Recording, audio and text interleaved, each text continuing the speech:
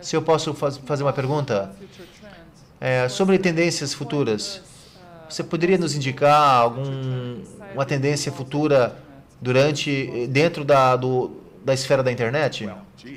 Poxa, isso não é fácil responder. O que eu posso responder sem responder é o seguinte. Eu acho que os economistas austríacos têm um pouco mais de sabedoria ou mais refletivo do que outros economistas em prever o futuro.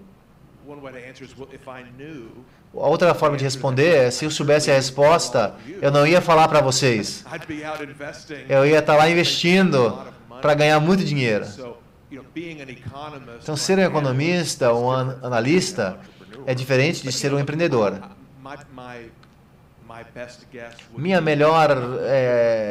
Meu chute não é diferente do que os outros estão falando, que são da área da tecnologia. Parece que, pelo que os cientistas nos dizem, eles dizem que a lei do Moore vai parar, que vai chegar num dia alguma restrição, você não pode fazer um computador menor do que um átomo, mas parece que isso é muito distante de chegar nesse limite. Tem novos desenvolvimentos científicos, como computação quantum. Parece que a lei do Moore continua. Os especialistas nos dizem que um sistema descentralizado de inteligência artificial e algoritmos vai ser mais importante. A inteligência artificial não tem tido muito sucesso em fazer o que pensamos que ia fazer nos anos 40, 50, que poderíamos programar uma máquina para ser um computador super inteligente.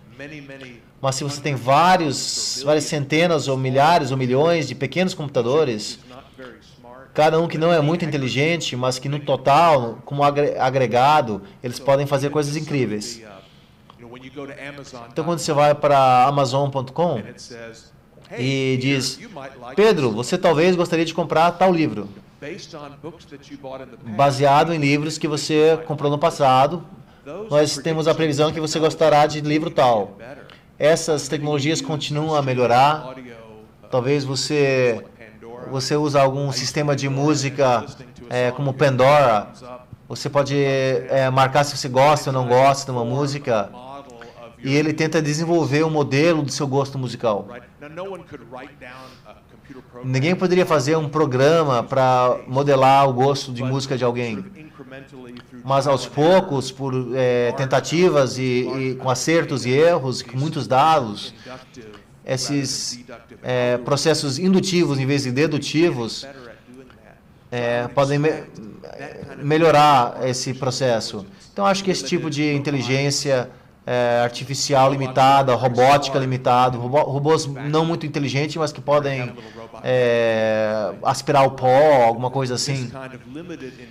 Essa inteligência limitada que pode fazer coisas úteis por uma rede na internet, talvez seja mais importante. Mas eu não tenho nenhum insight especial. Eu leio as coisas que todo mundo lê.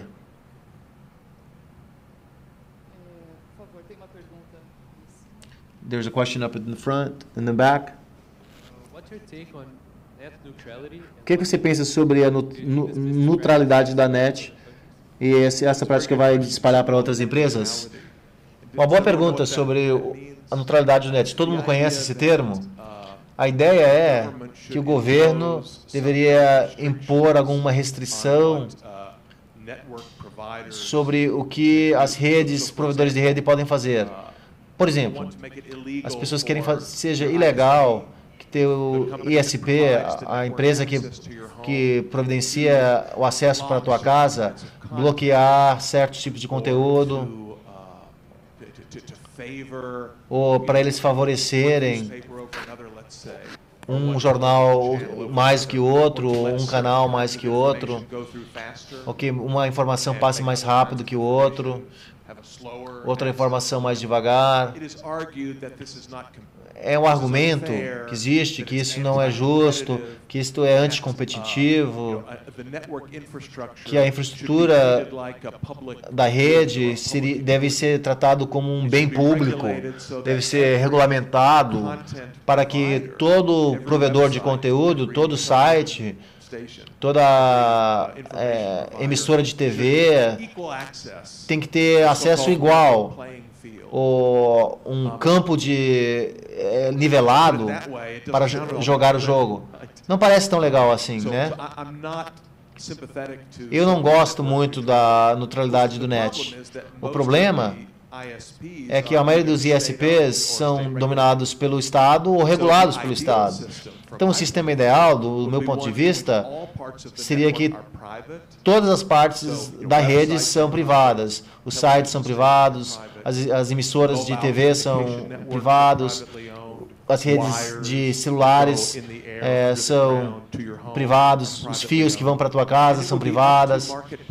E dependeria dos participantes do mercado para decidir o tipo de conteúdo que eles querem, como que eles querem agrupar esses produtos, que tipo de preços que eles querem pagar.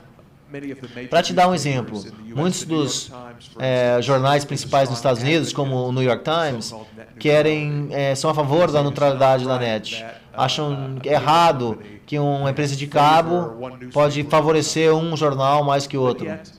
Mas mesmo assim, se eu escrever um artigo para o New York Times, eu tenho o mesmo direito que eles vão publicá-lo se o Paul Krugman escreve e manda para o New York Times? Não.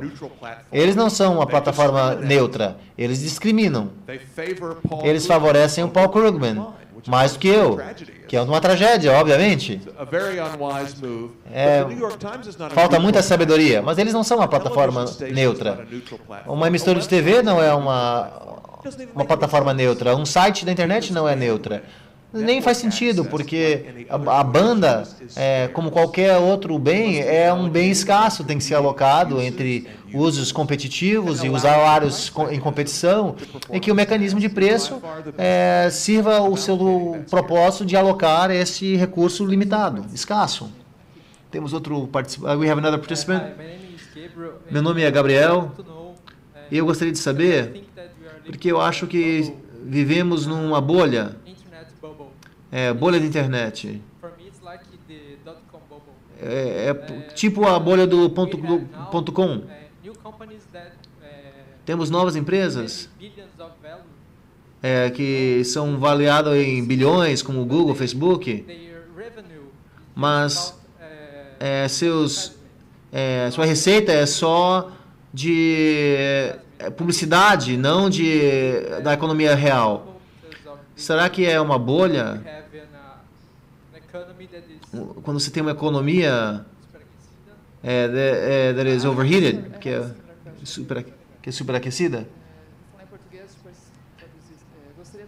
I'd like to know your point of view about the brands versus revenue, like Facebook, Google.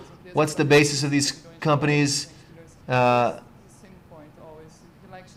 Eles querem saber se você concorda com isso, esse valor alto.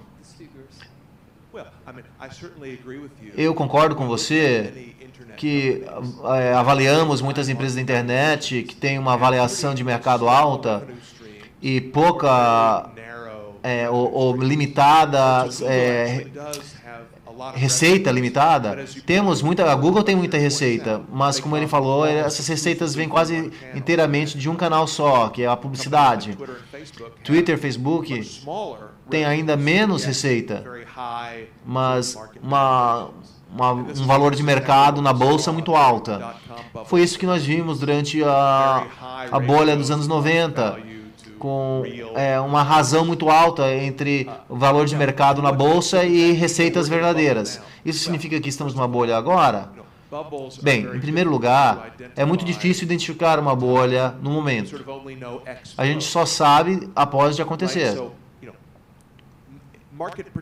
Então, participantes do mercado estão dispostos a pagar alto para ações da Google.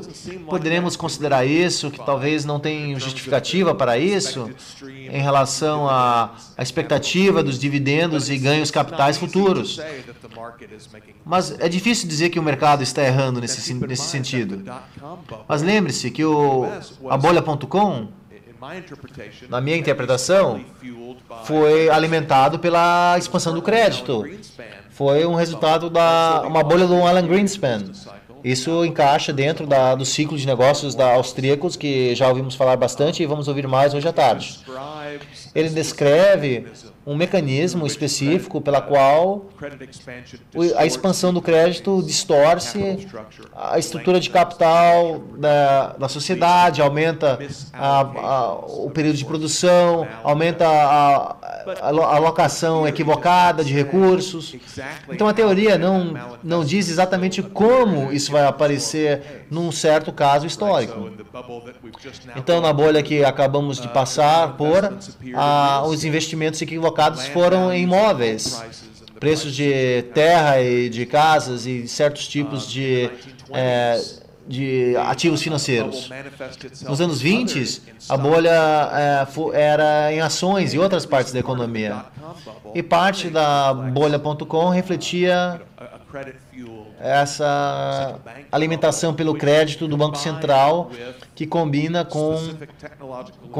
com certas melhorias de tecnologias e muita euforia, nos levou a um certo mau investimento em ações de empresas tecnológicas. Mas as bolhas de ativos que pensamos que vemos hoje em commodities e imóveis, quando o Banco Central responde ao problema fazendo o mesmo erro novamente, aumentando a oferta de crédito, como resposta aos problemas causados pela sua expansão anterior. É possível que uma parte disso se manifesta em ações de tecnologia, mas é difícil dizer no momento.